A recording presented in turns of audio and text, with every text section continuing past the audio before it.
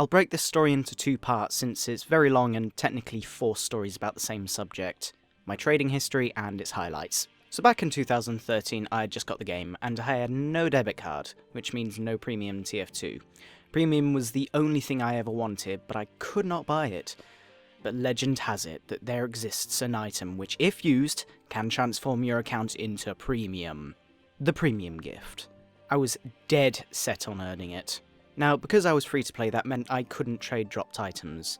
Luckily for me, it was around the time of my birthday, and that meant that I got craft hats as presents. It was a sort of tradition in my clan to give craft hats to people on birthdays. I deleted all my weapons and crates and achievement hats. Yes, including my gibbous, which to this day I sorely regret. Fun fact, trading restrictions as a free-to-play means that you can't trade dropped items, only traded items. The only items in my backpack were then just the tradable hats. This was to make space since I only had 1 page in my backpack as a free-to-play. And from that day forward, I arduously traded my way up from about 2.66 worth of refined to about 2 keys. Cue the rocky music. The journey was hard. Most people didn't want to associate themselves with my kind. Free to play, they shouted, free to play! It hurt. But in the words of the almighty Chumbawamba, I get knocked down, I finally got my upgrade to premium gift after a few months. And on that day, I became a man!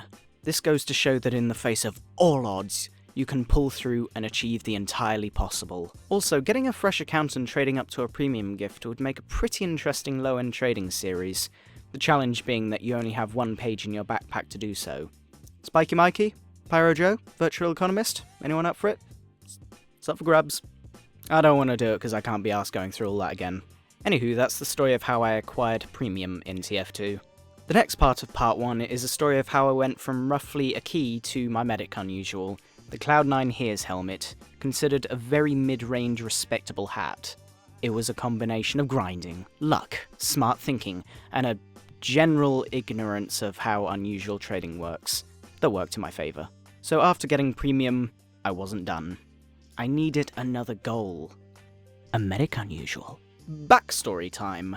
My parents are the type that prefer to believe a small group of concerned middle-class mums about the harmful effects of violent TV video games, instead of social scientists who have proven quite a few times that there are none. My only way of playing TF2 around them was to either play as medic or go play in third person. I was a Valve pubber, so I always went for the first option, so it made sense to go for a medic unusual. Back to the main story. My first 5 keys were from me purely grinding free trading cards and reselling craft hats for 1 scrap more than I bought for a few months. Then, dun dun dun! Voice crack. Collector's kits started dropping, and I did what no one else thought of doing, funnily enough. I liquidized everything I had into scrap and set out to find the owners of the collector's kits. The premise was simple. Offer to mass gather the weapons needed for the kit and sell them at a higher price. And it worked. Really well. Everyone who had one just could not be asked with the grind, and for the most part they didn't mind parting with a couple keys and scrap if it meant they could focus on more important trades. I did many of these trades over Christmas, and the key was patience and a site known as scrap.tf. Lots and lots of trades to scrap.tf.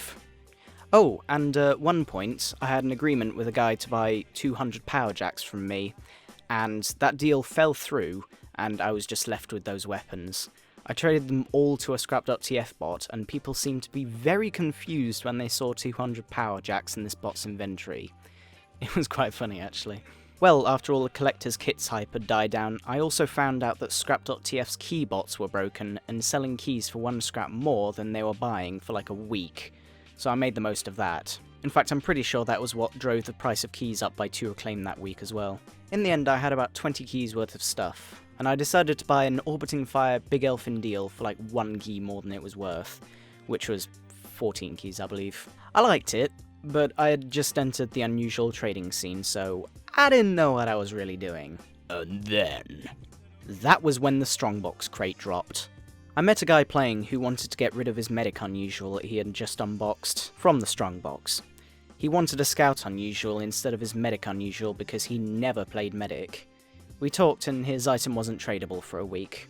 When it became tradable, he wanted to trade his unusual for mine, but I was a little nervous because I'd never seen the hat before and it was unpriced on backpack.tf. The only reason I took the risk was because I realised that he basically had my endgame item, the Medic Unusual. We did the trade and I ended up being very happy with it, and that was that. I'd finally reached my goal. And then I just stopped trading. That was it. I could not be asked for trading anymore. About a month after I got the Unusual, I had a 6-month TF2 hiatus, and when I came back I found that my Unusual had been priced at a very modest 42 keys. I'm not sure what I expected, but it was actually initially priced at about 78 keys, almost double that. If I went back to when it was first priced at double what it was now, and had the chance to sell it, I probably wouldn't have done it anyway. In keeping with the theme of last video, feel free to comment any particularly good or bad trades. Anywho, that is not the end of the story, but it is the end of the video, so stay tuned for part 2 where I meet the owner of Scrap.tf, Geel, Geel?